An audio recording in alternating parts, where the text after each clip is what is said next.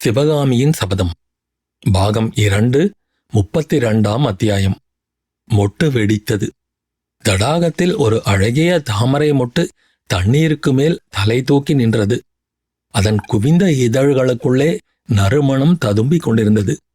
இரவெல்லாம் அந்த நறுமணம் வெளியில் வருவதற்கு முயன்று நாலாபுறமும் மோதி பார்த்தும் வெளியில் வர முடியாதபடியால் உள்ளுக்குள்ளேயே குமுறிக் கொண்டிருந்தது.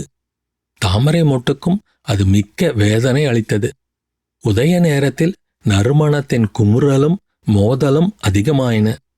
திடீரென்று கீழ்வானத்தில் ஒரு ஜோதி தோன்றியது. உதயசூரியனின் அமுதனய கிரணங்கள் தடாக கரையில் இருந்த விருஷங்களின் இடையே நுழைந்து வந்து தாமரை மொட்டை தொட்டன. அந்த இனிய ஸ்பரிசத்தினால் மொட்டு சிலிர்த்தது. இதழ்கள் விரிந்தன.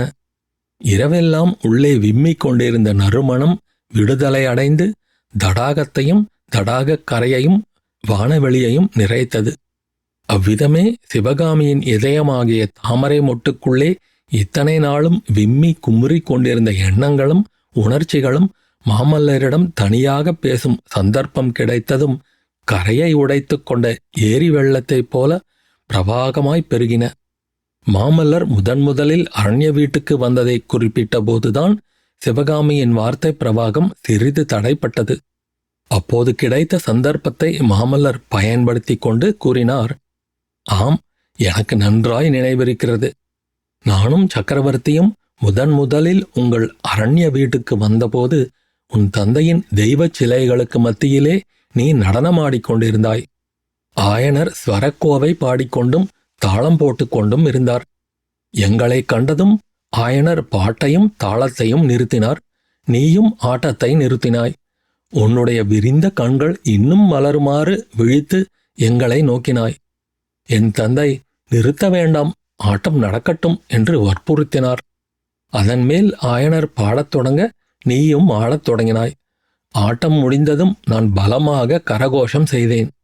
நீ மகிழ்ச்சி ததும்பிய கண்களினால் என்னை ஏறிட்டு பார்த்தாய்.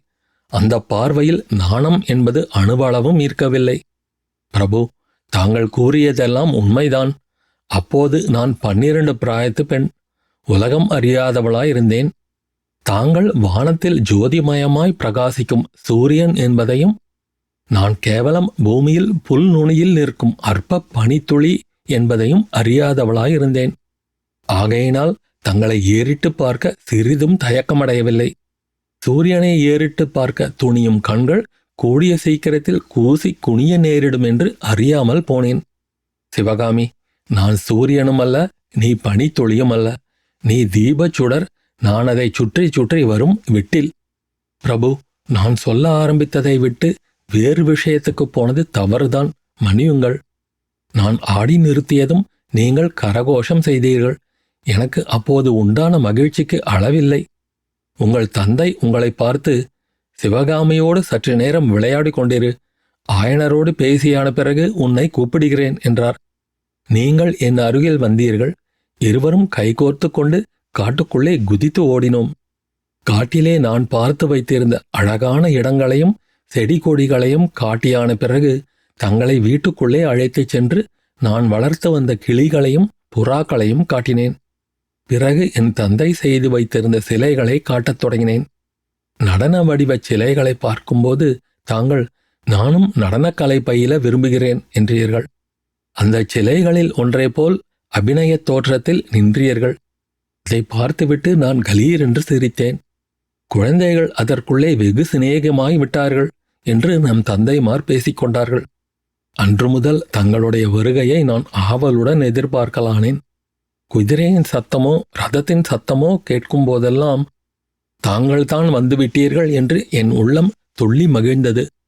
உதயசூரியனையும் பூரணச்சந்திரனையும் வண்ண மலர்களையும் பாடும் பறவைகளையும் பறக்கும் பட்டுப்பூச்சிகளையும் பார்க்கும்போது எனக்கு உண்டான குதூகலம் தங்களை பார்க்கும்போது உண்டாயிற்று. ஆனால் சூரிய சந்திரர்களிடமும் புஷ்பங்கள் பட்சிகளிடமும் பேச முடியாது. தங்களிடம் பேசுவது சாத்தியமாயிருந்தபடியால் தங்களை கண்டதும் பேச ஆரம்பித்தவள் மூச்சு விடாமல் பேசிக்கொண்டே இருப்பேன். உண்மைதான் சிவகாமி, அந்த நாளில் உன்னை பார்க்கும்போது உன் தந்தையின் அற்புத சிலைகளில் ஒன்றை பார்ப்பது போன்ற மகிழ்ச்சி எனக்கும் உண்டாகும். ஆனால் சிலை பேசாது, நீயோ ஓயாமல் பேசுவாய். பறவைகளின் குரல் ஒலிகளில் எவ்வளவு பொருள் உண்டோ அவ்வளவு பொருள்தான் உன் பேச்சுக்களிலும் இருப்பதாக எனக்கு தோன்றும். ஒன்றும் புரியாவிட்டாலும் நெடுநேரம் கேட்டுக்கொண்டிருப்பேன். என் பேச்சைப் போலத்தான் நமது சிநேகமும் அப்போது அர்த்தமற்றதாயிருந்தது. கொஞ்ச நாளைக்கெல்லாம் தாங்கள் சக்கரவர்த்தியுடன் தேச யாத்திரை சென்றீர்கள். அப்புறம் 3 வருஷ காலம் அரண்ய வீட்டுக்கு நீங்கள் வரவில்லை. மறுபடியும் எப்போதுமே தங்களை பார்க்க மாட்டோமோ என்ற ஏக்கம் எனக்கு சிற்சில சமயம் உண்டாகும். இல்லை, தாங்கள் எப்படியும் ஒரு நாள் வருவீர்கள் என்று தைரியம் அடைவேன். தாங்கள் வருவதற்குள்ளே நடனக்கலையிலே சிறந்த தேர்ச்சி அடைந்து விட வேண்டுமென்றும், தாங்கள் திரும்பி வந்ததும் அற்புதமாய் ஆட்டம் ஆடி தங்களை திகைக்கச் செய்ய வேண்டுமென்றும் எண்ணுவேன். தாங்கள் மீண்டும் வரும்போது தங்களுடைய உருவம் எப்படி இருக்கும் என்று கற்பனை செய்து பார்க்க அடிக்கடி முயல்வேன். ஆனால் மனத்தில் உருவம் எதுவுமே வராது. கடைசியாக ஒரு நாள் தாங்களே வந்துவிட்டீர்கள். முற்றும் புதிய மனிதராய் வந்தீர்கள். நீயும் வெகுவாக மாறிப்போயிருந்தாய் சிவகாமி. உருவத்திலும் மாறியிருந்தாய், குணத்திலும் மாறியிருந்தாய். நான் எதிர்பார்த்தது போல் என்னை கண்டதும் நீ ஓடி வந்து என் கரங்களைப் பற்றி வீட்டுக்குள் அழைத்து போகவில்லை. தூண் மறைவிலே நாணத்துடன் நின்று கடை கண்ணால் என்னை பார்த்தாய். கலகல என்று சிரிப்பதற்கு மாறாக புன்முறுவல் செய்தாய். அந்த கடைக்கண் பானமும் கள்ளப் புன்னகையும் என்னை கொன்றன. ஓடி வந்து முகமன் கூறி உங்களை வரவேற்க முடியாமல் ஏதோ ஒன்று என்னை தடை செய்தது.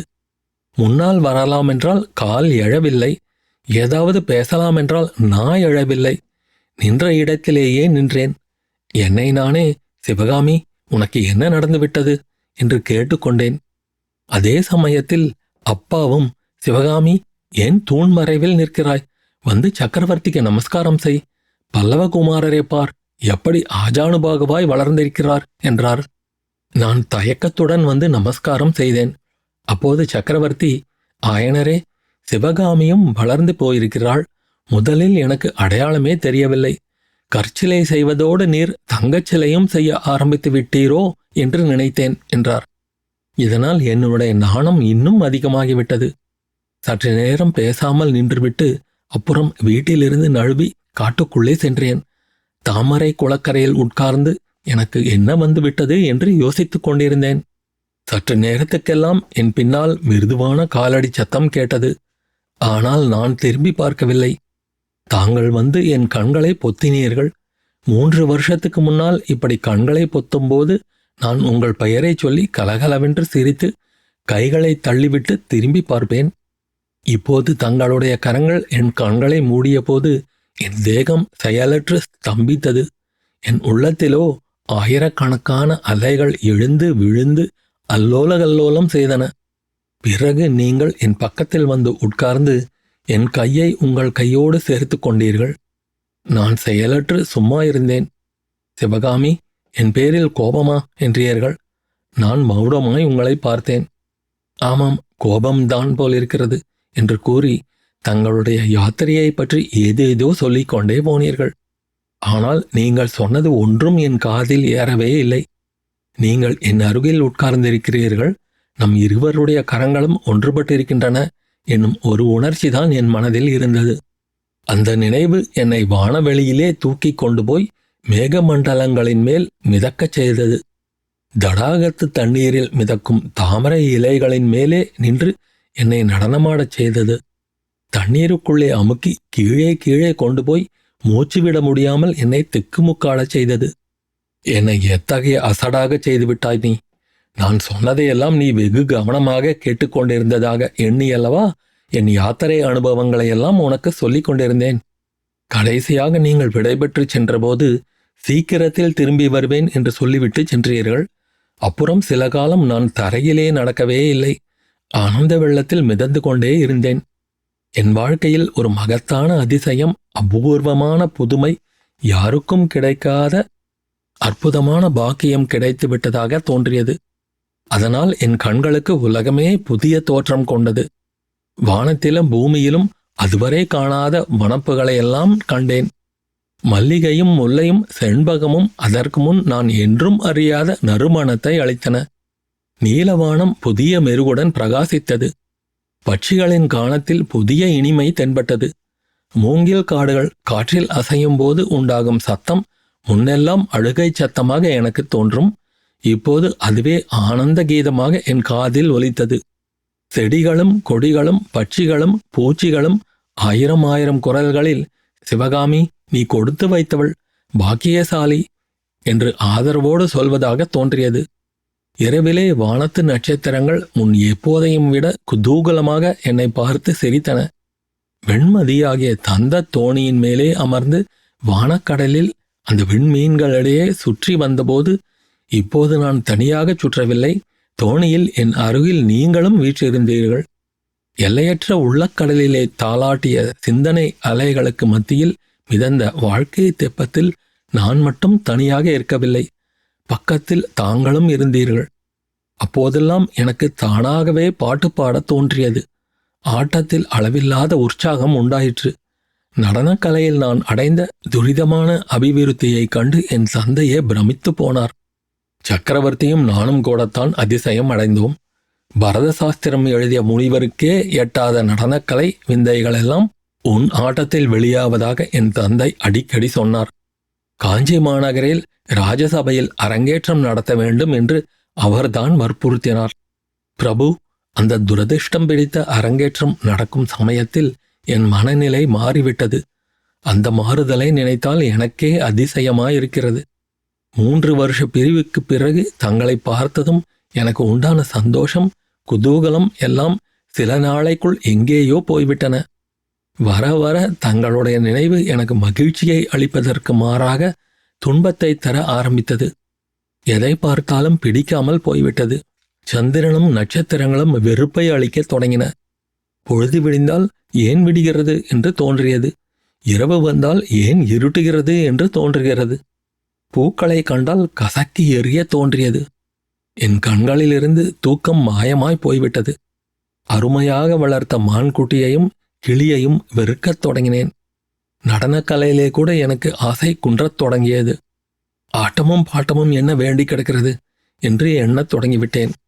இந்த சமயத்தில்தான் அரங்கேற்றம் நடந்தது. அபசகுணம் போல் அது நடுவில் நின்று போனதில் எனக்கு திருப்தியே உண்டாயிற்று.